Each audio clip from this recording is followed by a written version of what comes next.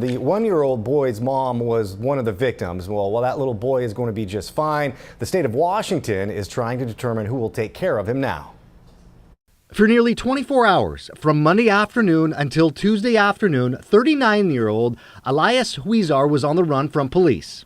Oregon State Police attempted to initiate a stop, and the vehicle fled, resulting in a high-speed pursuit during which the suspect exchanged gunfire with law enforcement. It ended in dramatic fashion near Eugene after Huizar crashed his car into the center median of I-5 before shooting himself. The good news is his one-year-old son, seen here being rescued by officers, was not hurt. Oh, that's gonna make me cry. Now the question is, what happens to his son, who Huizar had with the 17-year-old victim? Washington CPS will be involved in a placement decision. In terms of the specific timing on when Roman will return to the community, I'm not aware of that information, but I would anticipate that it would be in the near future. One of the victims was his ex-wife, 31-year-old Amber Rodriguez, who was shot outside an elementary school where she worked. Earlier this year, Rodriguez filed a domestic violence protection order against Huizar for her and her two kids. The second victim, just 17 years old, was Angelica Santos, who's the mother of Huizar's one-year-old son.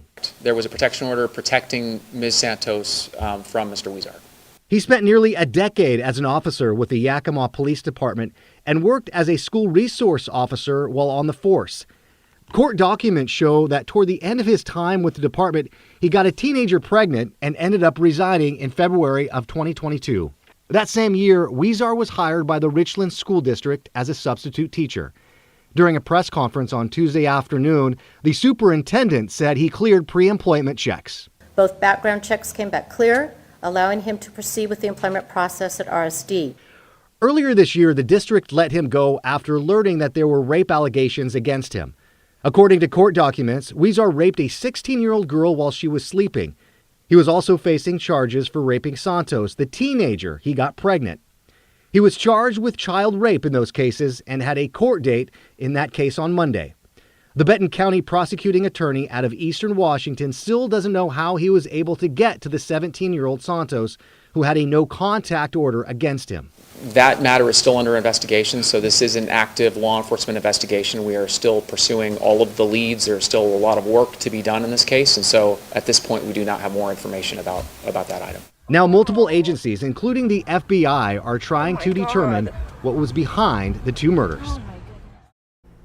Now, Tim, police still don't have a motive behind those two murders. As for the one-year-old, the Washington Child Protective Services were planning to pick him up in the Eugene area sometime today. Back to you.